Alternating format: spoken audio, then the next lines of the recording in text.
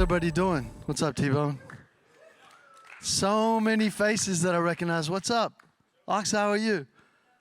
Last time I saw you had this like big burly coat on. I'm like, who are you? What's your name? You said, my name is Ox. I'm like, yeah, shit, it is as well. My name's Izzy. I'm the CEO of AmberApp. I came to Australia in 1994. I was going to be here 18 months, and I knew within 6 months I'm not leaving. This is the best place on the planet, and yeah, I'm not going anywhere. Yeah, you should give a hand, right? This is our country. We have the ability. Should I pose for that shot? Is that how you want it? No? We have the ability in Australia. I say this can y'all hear me all right? I think pound for pound, per capita, we have the best and most talented Bitcoiners on planet Earth. We have a population of like, what is it, Mike, 28? 28 now. I'll constantly refer to you for math. 28 million, and we have some of the best Bitcoiners, the smartest on the planet. So I just feel super, super lucky to be here, to talk to y'all, and let's just kick this off. I don't use slides, but I thought I should because it's like important to be here and reference stuff, but I'm probably not going to. I'm probably going to jump off of that, but I'll do my best to stick with it. The title is Invention or Discovery. First, before we go, how many new Bitcoiners here? Like how many? Hey, what's up? I saw you like that. What's up? Brand new to Bitcoin? Cheers, shout out to you. Good for you, good for you. Anyone else like brand new to Bitcoin, just learning about it? You guys are such liars. I've seen you at every Bush Bash. There's a debate in Bitcoin. I don't know when it started. I first heard probably 2013 or 2014 that it's an invention or a discovery. I think in the first panel when some of the lads were up here, they were referencing that as well. Have you guys heard that? Is it an invention or a discovery? You have? Well, let's look at that a little bit deeper today, shall we? Let's look at that right now and see if we can decipher some of that. Because for me, it was an interesting question. Is it an invention or a discovery? And when I worked out what it was, it changed the way that I looked at Bitcoin. So to start, I have to tell you a little bit about myself. Some of y'all know this, so sorry to be redundant. I found Bitcoin super duper early. A lot of people find Bitcoin and then go down hey, how y'all all doing up there? I didn't even see y'all before.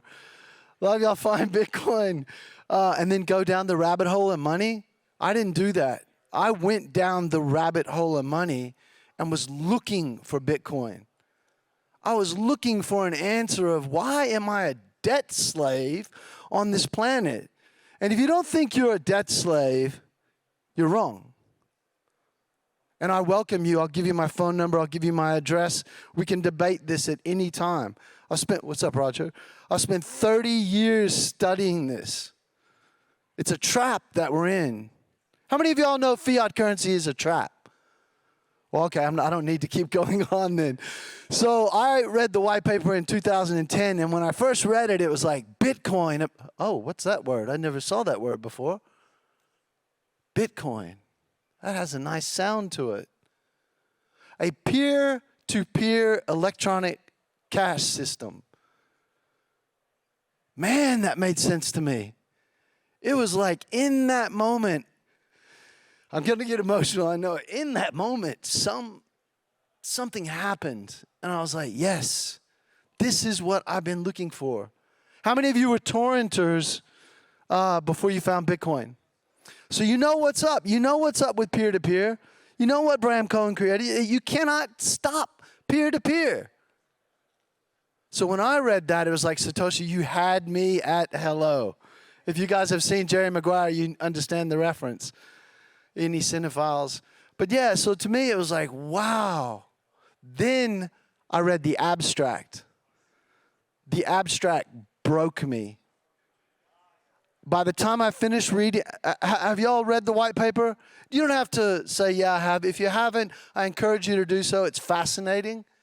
But I read the abstract, and I was I thought to myself, I'll tell you exactly what happened.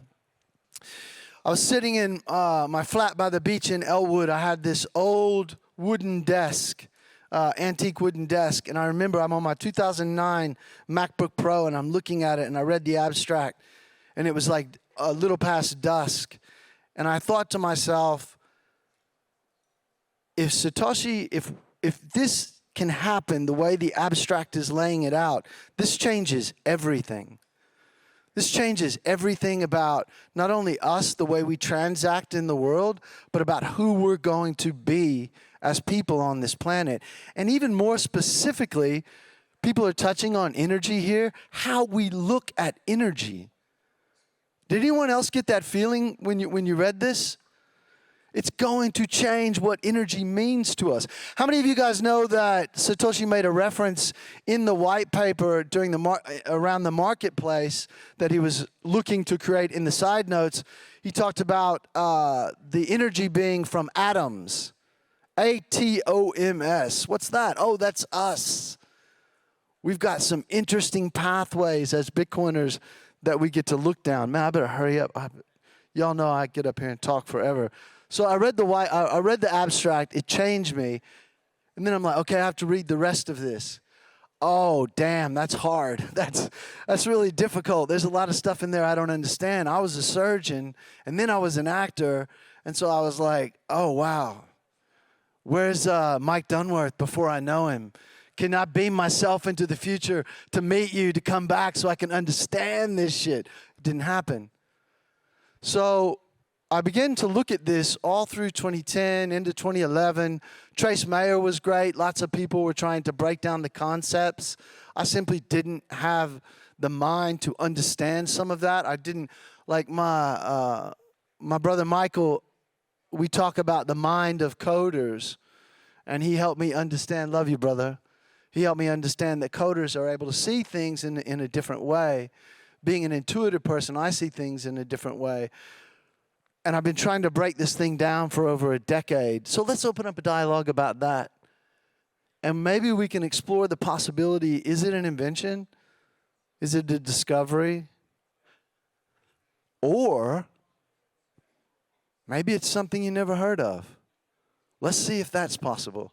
Just open your mind for a second. I am probably a crazy person, but I have the mic. You have to deal with me for a second. That's the white paper. How many of y'all read the white paper? That's a large amount of people. Congratulations to yourselves, yeah? And it's not an easy task, right? This is interactive. It's not me just, it's not an easy task, right? Where's Lloyd? It's a very easy task for Lloyd. Yeah. Was it easy for you the first time, or?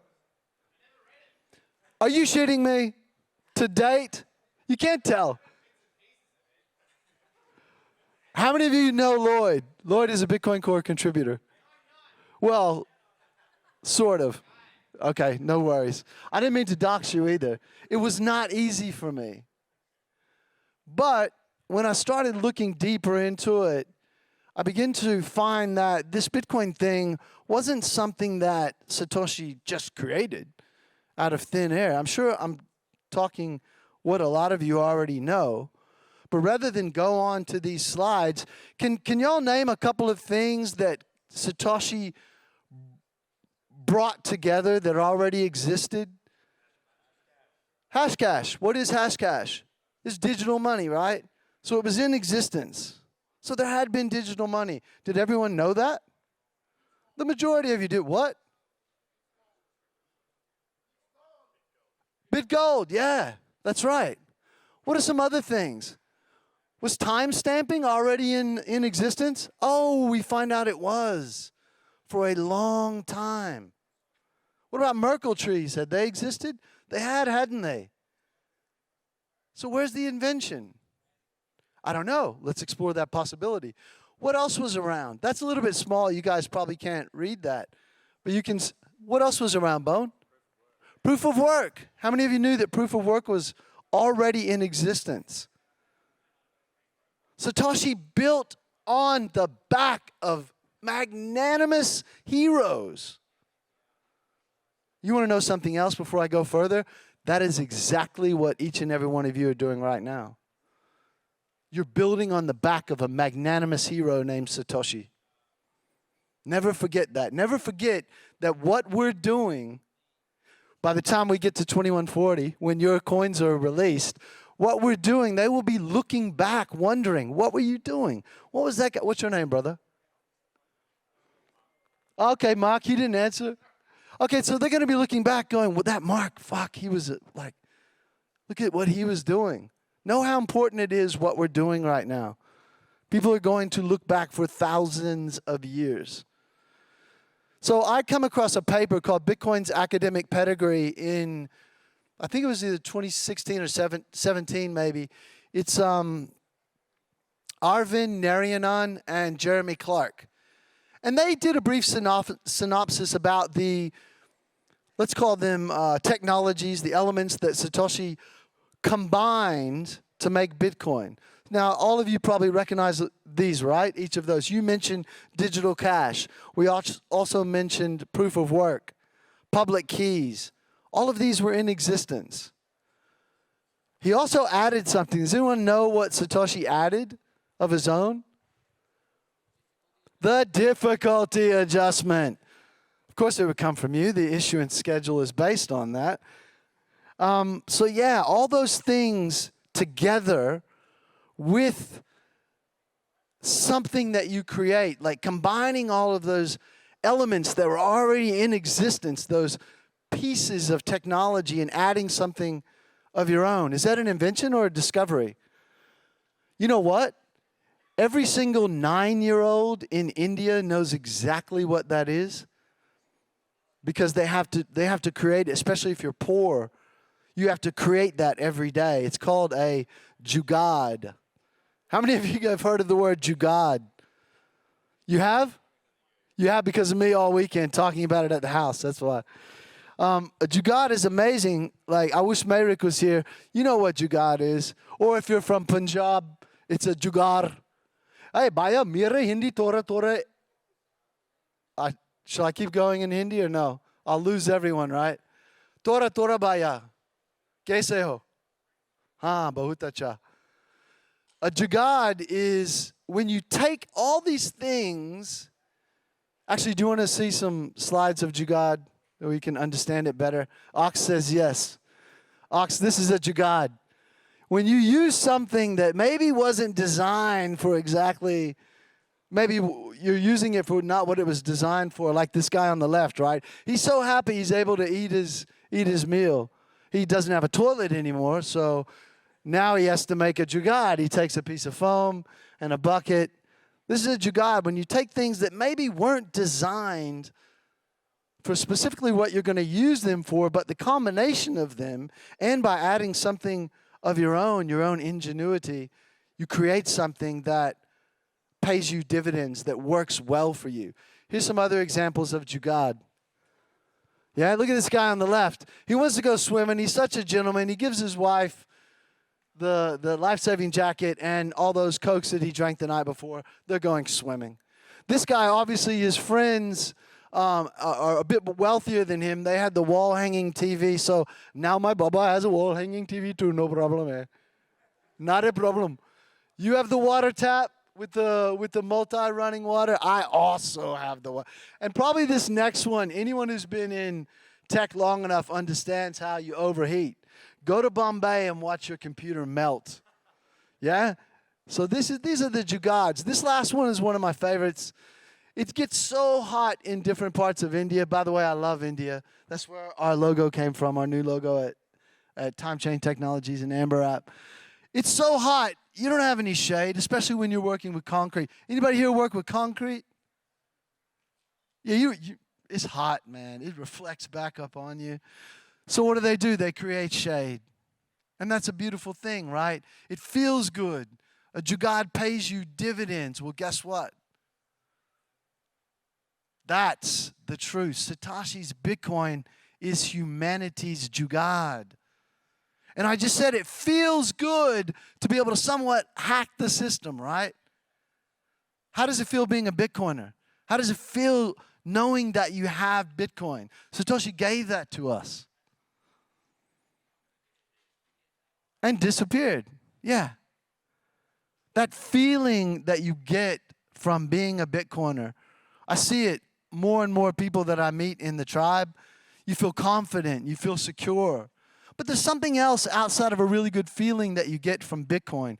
I say Bitcoin is a jugad, and jugad, the word itself, comes from ancient Sanskrit. And the interesting thing, when you go down the rabbit hole of jugad, you find it's not too dissimilar to Bitcoin. No one knows the origin. It's a couple of words combined, but no one can trace it. They trace it back to Yog, but you can't pinpoint it. Bitcoin is a jugad. It's a combination, and that jugad allows us to feel something we didn't feel before. What is that? We become nodes. There is no Bitcoin without nodes. You are the nodes. Do you get that? There's no way around that. You can have a node, like Katam will make you a node. It's great, Ministry of Nodes. They will make you an incredible node until you reflect back on that and make use of that information. Then the Bitcoin network isn't operating. But it goes deeper than that. By us being the nodes, by us receiving the jugad from Satoshi, who we saw, it wasn't he just showed up in 2009 and dropped it. He built on the back of heroes and gave us that. Yeah? You feel me, right? Melinda, we met the other night. What's up? Yeah, so that ability to give us that and connect us. Like, what do you think's happening in the world right now? There's so much disconnection. And I won't go on that I know for a fact that it's by design. You can go, Ox. You go back in history as far as you want. It's the oldest trick in the book, divide and conquer. That's what's happening to you. I see so many heads shaking. And that's us. That's part of what Satoshi gave us. He gave us the ability to connect again. As bioelectromagnetic nodes, we get to connect with each other. That's more than fucking money. That is what we need in humanity, to reconnect. How good does it feel coming here, looking in someone's eyes that you never met, and you can see the proof of work in their eyes because they've been down this rabbit hole. That's what Satoshi gave us and more. I got 4 minutes and 27 seconds. I'm on time. I love that meme, by the way. And what happens when you that's me, by the way. That's when I had long hair. When you, Mike, James, I'll use you for this because the last time we hugged, you had tears in your eyes, and it was beautiful, right? So when I hugged James and he hugged me, we got super close, and it becomes, for some people, uncomfortable to get that close. It becomes uncomfortable to get super close to a stranger that you don't know, and then all of a sudden you're in this kissing distance, right? And it's really fucking weird. But then when you soften and you allow your breath to drop deep, and then you can see at some point, oh my God, my reflection is in this guy's eyes. And when you see your own reflection in someone's eyes, the ability to reflect back to you who you are, that's a mirror. You guys get that, right? That's a mirror. Bitcoin is a mirror. It reflects our transactional lives back to us. You guys all know what transactional lives is, right, Max? That's every step you take in the world today is transactional. To have that reflected back to you, to be able to look at what Bitcoin gives you, the ability to look back at yourself, discover who you are. Why is that important? It's etched in the temple of Delphi. Do you know what's etched up there? Homo nos ipsum. Know thyself. Why do we find know thyself in every single culture that ever existed? Why do you think they told us that?